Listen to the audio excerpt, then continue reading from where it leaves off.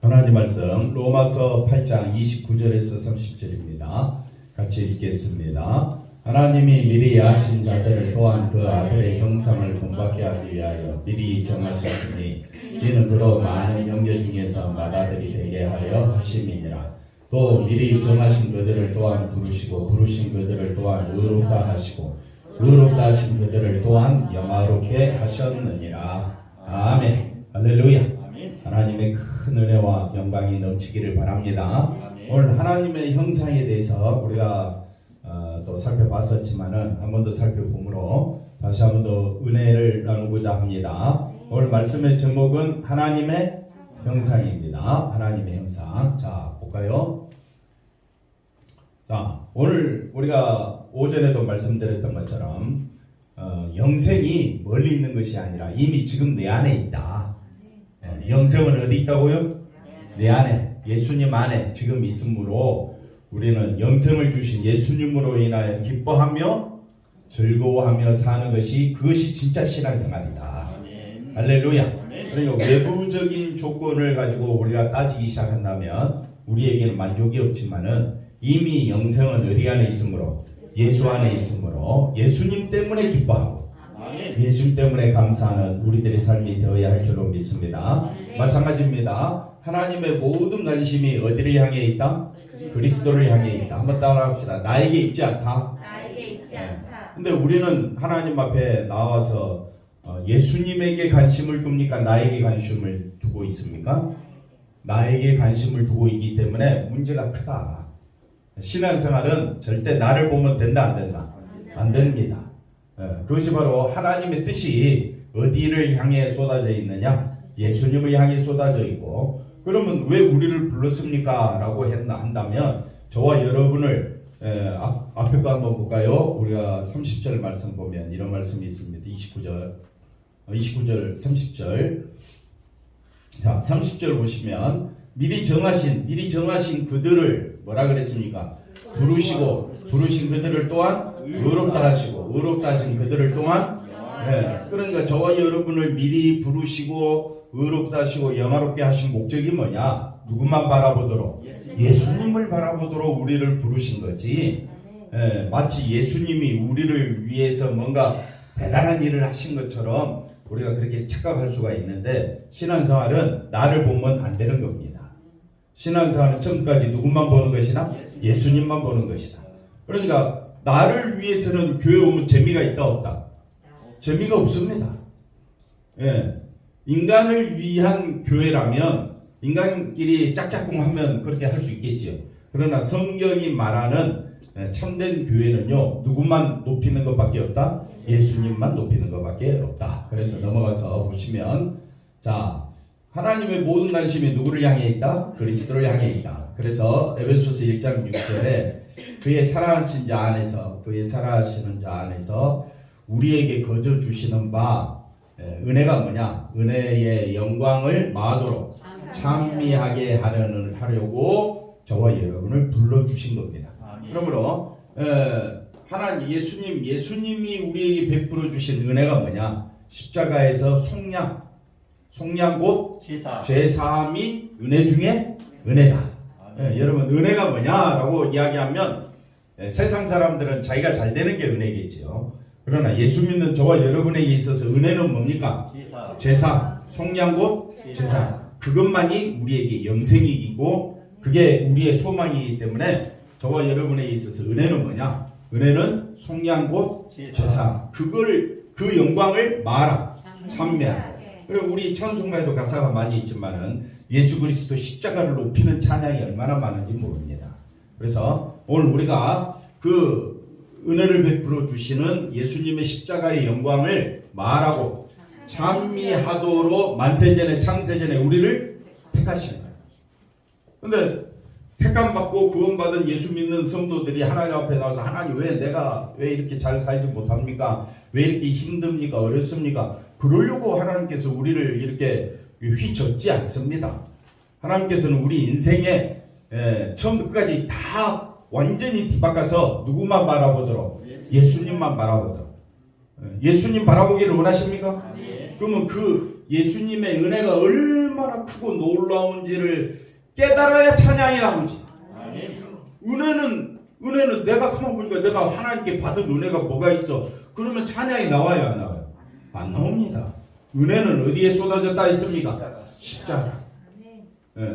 십자가에 쏟아진 하나님의 은혜, 속량 곧 제사 받은 자가 복이 얼마나 큰지를 우리는 성경을 통해서 알 수가 있습니다. 제사 받지 않냐고는 하나님께로 갈 수가 없고요. 하나님을 만날 수도 없고요. 기도 안 하면요, 제사 받지 않냐고는 기도 아무리 해도 그건 기도가 아닌 겁니다. 제사 받은 자만이 할 수 있는 게 뭐냐? 기도고 예배고 삶이 되어야 하는 겁니다. 자, 그 다음 볼까요?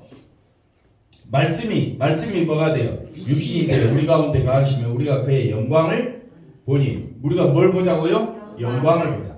그러니까 예수님에게 영광이 가득 찼다라고 했는데, 실제로 예수님을 만난 사람들이 예수님 영광이 가득 찼네, 그렇게 보여지지 않습니다. 영광은요, 영광은 뭐가 영광이냐? 보십시오. 말씀은 곧 하나님이죠.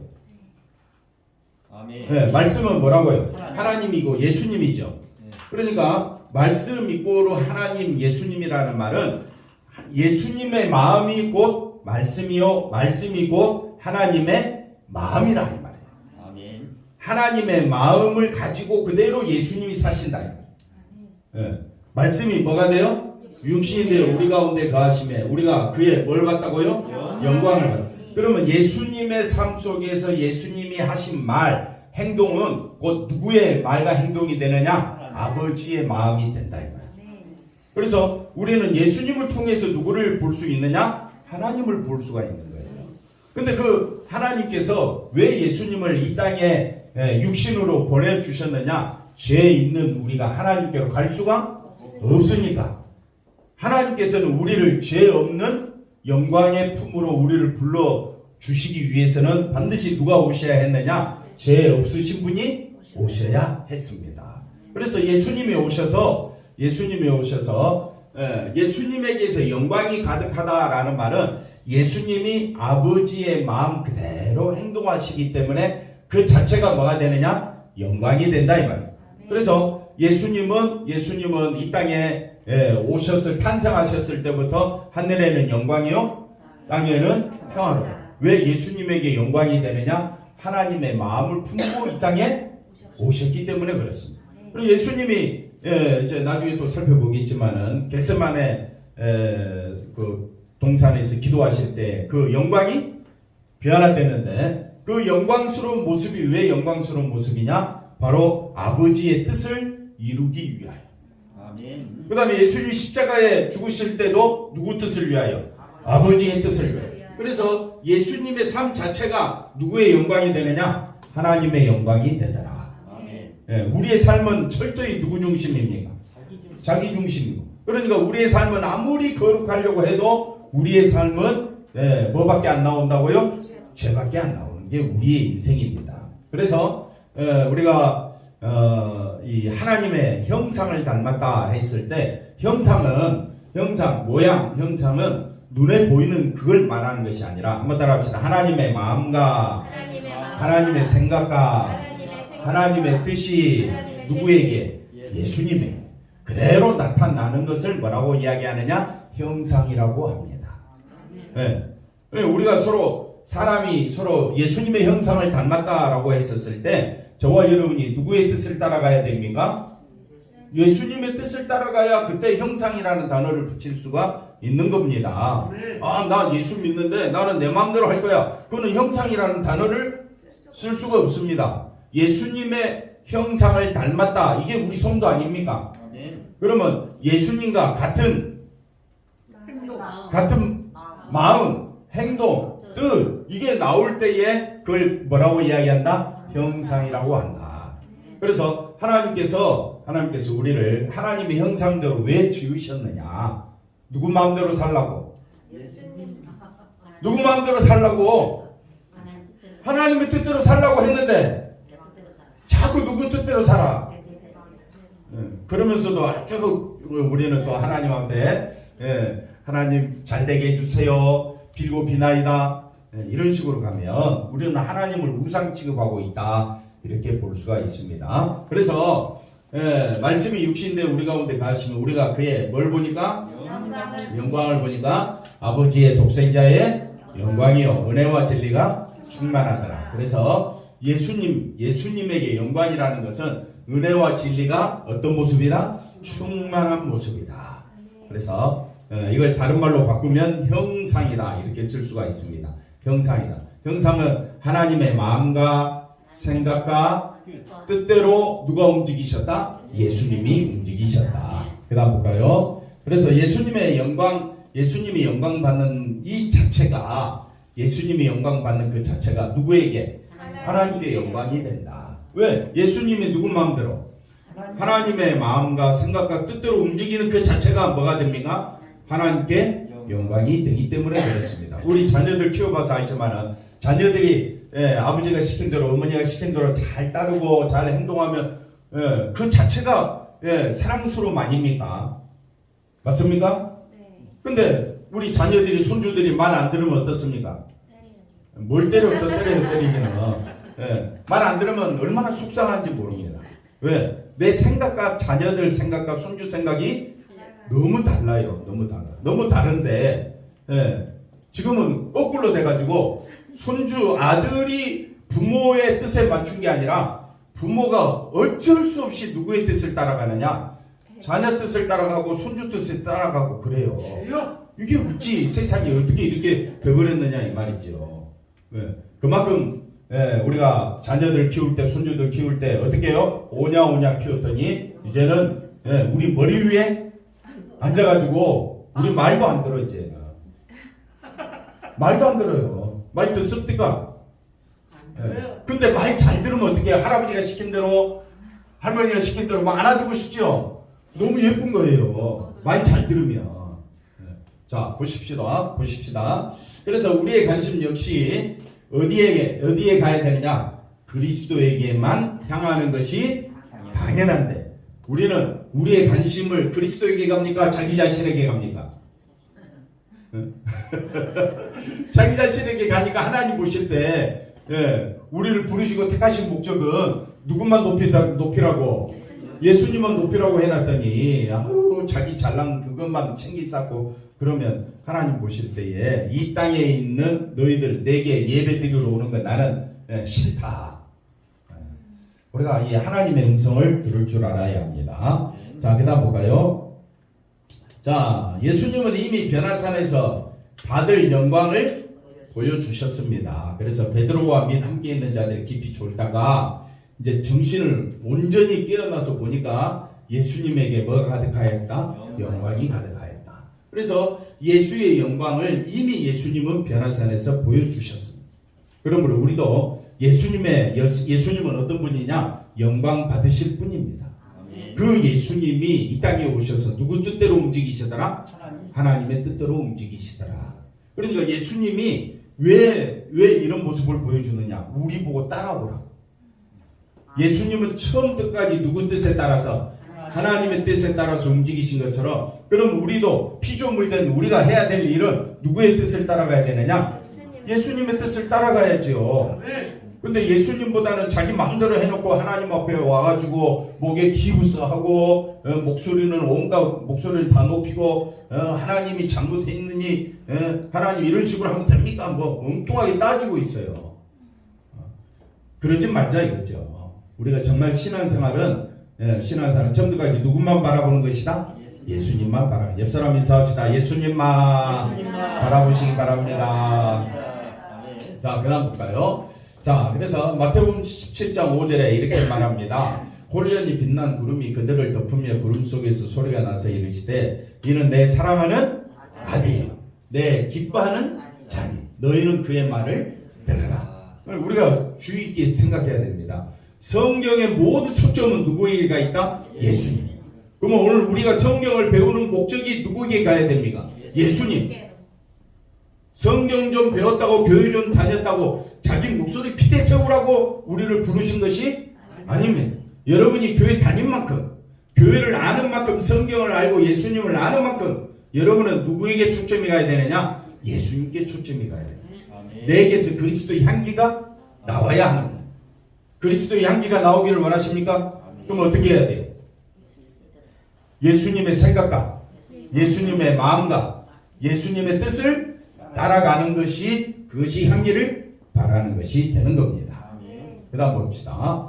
자, 그리스도는 뭐라 그랬습니까? 하나님의 형상이다. 다 같이 읽어볼까요? 그 중에 이 세상이시니 믿지 아니하는 자들의 마음을 어떻게 해요? 혼미하게 하여 그리스도의 영광의 복음의 강처가 비치지 못하게 함이니 그리스도는 하나님의 형상이다. 그러니까 그리스도는 하나님의 형상으로 왜 오셨느냐? 누구를 나타내려고? 하나님을 나타내려고.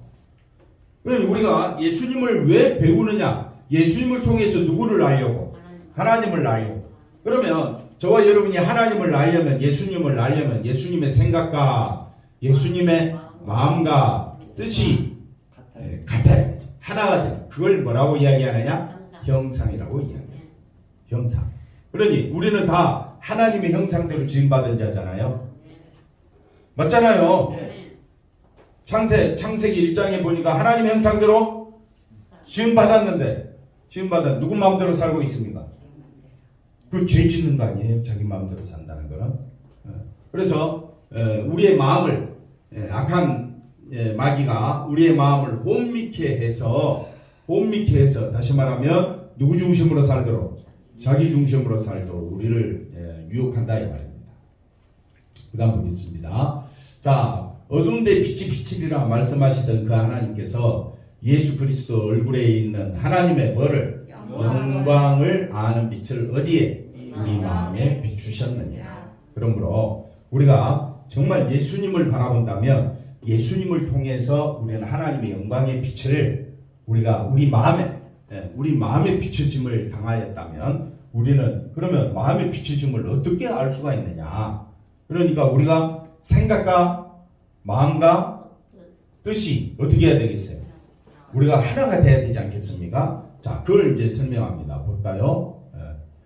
자, 하나님의 형상대로 지음받은 아담입니다. 하나님이 이르시되 우리의 형상을 따라 우리의 모양대로 우리가 사람을 만들고 그들로 바다와의 물고기와 하늘의 새와 가축과 온 땅과 땅에 기는 모든 것을 다스리자 하시고, 그 다음 27절에 하나님의 자기 형상 곧 하나님의 형상대로 사람을 창조하시되 남자와 여자로 창조하셨습니다. 그러니까 사람은 하나님 형상대로 지음받았기 때문에 반드시 누구를 바라보게 되어 있느냐? 하나님을 바라보게 되어 있습니다. 두려워하게 되어 있습니다. 그래서 어떻게 하면 우리가 하나님께로 가까이 가야 되느냐? 이게 이제 우리의 삶의 숙제가 되는 겁니다. 그 다음 볼까요? 아담이 고백을 합니다. 하와를 데리고 왔었을 때 선악과를 따먹기 전 하나님 중심적인 사고방식을 가졌을 때는 뭐라고 이야기합니까? 내 뼈 중에 뼈요 살 중에 살이라. 그래서 우리가 정말 은혜 가운데 가게 되면 서로가 서로를 내 뼈 중에 뼈요 살 중에 살이라 우리가 서로 이렇게 고백하게 됩니다. 다시 말하면 예수 안에서 당신을 주 안에서 사랑합니다. 이렇게 이제 고백하게 되죠. 그러나 이제 그다음 볼까요? 선악과를 따 먹은 후에 이제 아담은 누구 중심이 됩니까? 자기 중심이 되죠. 그러니까 왜 너 선악과 따 먹었느냐? 그러니까 하나님이 주셔서 나와 함께 있게 하신 여자, 그가 그 나무 열매를 내게 주므로 내가 먹었나이다. 그래서 말은 틀린 거 없는데 처음 끝까지 하나님 원망하고 누구 원망하느냐? 여자를 원망하고 있더라. 그래서 그 사람의 말을 들어보면 그 사람이 하나님 중심인지 자기 중심인지 알 수가 있는 거예요. 그래서 하나님 중심인 사람은 딱 그 사람 말 들어보면요, 그 사람은 누구 중심으로 생각한다고요? 하나님 중심, 예수님 중심, 이렇게 생각이 말하는 것이 틀리다. 그러나 우리가 선악과를 따먹은 우리 인간의 죄성 때문에 항상 우리는 핑계대기 좋아합니다. 그리고 자기 이야기 하기 전에 반드시 누구 이야기를 끌고 옵니까? 남의 이야기 끌고 와가지고 봐라 이렇지 않느냐. 가장 지혜로운 것 같으나 가장 어리석습니다. 그걸 아시면 되겠습니다. 자, 그 다음 볼까요? 자, 하나님께서 우리를 택하시고 부르신 목적이 뭐냐? 자, 세 분은 삼일체. 하나님은 하나님, 예수님, 성령님은 한번 따라합시다. 하시는 일과 그 뜻이 뭐라고요? 하나다. 예, 이걸 하나님의 형상이라 이렇게 말합니다. 그 다음 볼까요? 그래서 에베소 4장 3절에 보니까 평안에 매는 줄로 성령이 우리 어떻게 하셨다고요? 하나 되게 하셨다. 그럼 성령이 어떻게 우리를 하나 되게 하셨느냐? 평안에 매는 줄로. 예, 다시 말하면 우리의 마음에 참된 평안이 없었는데 누구로 인하여? 예수님으로 인하여 참된 평안을 알게 되면 야, 우리가 예수 안에서 우리가 하나가 돼야 되겠네. 이건 누가 주시는 마음입니까? 성령님이 주시는 마음입니다. 근데 우리는 자꾸 자기 마음이 누구 뜻대로 움직이려고 하느냐? 자기 마음대로 움직이려고 한다. 하나 된 것을 지키지 못하게 만듭니다. 몸이 하나여 성령도 한 분이시니 이와 같이 너희가 부르심의 한 소망 안에서 부르심을 받았느니라. 그러니까 우리가 성도된 우리 목적은 우리가 하나인 것을 드러내라고 우리가 교회로 세워진 거예요. 아멘. 우리 감사 비전교회 존재 목적이 뭡니까? 하나예요. 하나. 어디 안에서? 예수님 안에서 하나. 예수님 안에서 하나가 되지 않냐면 하나님 무너뜨리시는 거예요. 없어버리는 거예요. 역사적으로 그렇습니다. 그래서 교회가 교회다운 모습을 갖추지 못하면, 다시 말하면 인간들끼리 우리가 서로 단합하고 재밌게 지내는 거 누가 그거야 못하겠습니까? 그러나 교회는요, 누구만 높여야 된다고요? 예수님만 높이는 곳이 되어야 합니다. 그러지 않을 때는 하나님은 없애버리는 겁니다. 네. 그 다음 봅시다. 주도 한 분이요, 믿음도 하나요, 세례도 하나요, 하나님도 한 분이시니 곧 만유의 아버지시라. 만유 위에 계시고 만유를 통일하시고 만유 가운데 계시도다. 그 다음 볼까요? 자, 고린도 교회 우리가 잘 아는 대로 형제들아 내가 우리 주 예수 그리스도 이름으로 너희를 권하노니 모두가 어떤 말을 하자? 같은 말을 하자. 너희 가운데 분쟁이 없이 같은 마음과 같은 뜻으로 온전히 합하라. 하나가 되라. 한번 따라합시다. 우리는 하나가 되어야 한다. 누구를 높일 때? 예수님을 높일 때. 그게 바로 생각과 마음과 뜻이 하나가 되는 걸 뭐라 그랬습니까? 형상, 하나님의 형상을 입었다. 하나님께서 우리를 하나님의 형상대로 만드셨잖아요. 그 하나님의 형상대로 만들었다는 말은 하나님의 생각과 하나님의 마음과 하나님의 뜻을 담도록 우리가 서로 닮았다라고 이야기할 때 얼굴이 닮았다라는 말도 물론 우리가 쓸 수 있지만은 생각과 마음이 하나가 되면 얼마나 그 모임이 재밌는지 모릅니다. 생각과 마음과 뜻이 누구 중심? 예수님 중심이 되는 것이 진짜 교회다. 교회로 모이는 목적은 우리 교회 안에도 그렇지만 어르신들부터 아이에 이르기까지 모든 사람이 자기 생각을 이야기하고 자기 마음대로 하고 싶으면 그건 교회가 되겠습니까? 교회가 안 되는 겁니다. 나라도 마찬가지고 세상에 돌아가는 회사도 그렇고 다 어떻게 해야 되느냐? 생각과 마음과 뜻이 하나가 돼야 되는데 이쪽 가면 이쪽에서 불평, 불만, 투성이들이 막 이야기하고 저쪽 가면 불평, 불만 이야기하면요. 그 어떤 모임이 제대로 설 수 있겠느냐.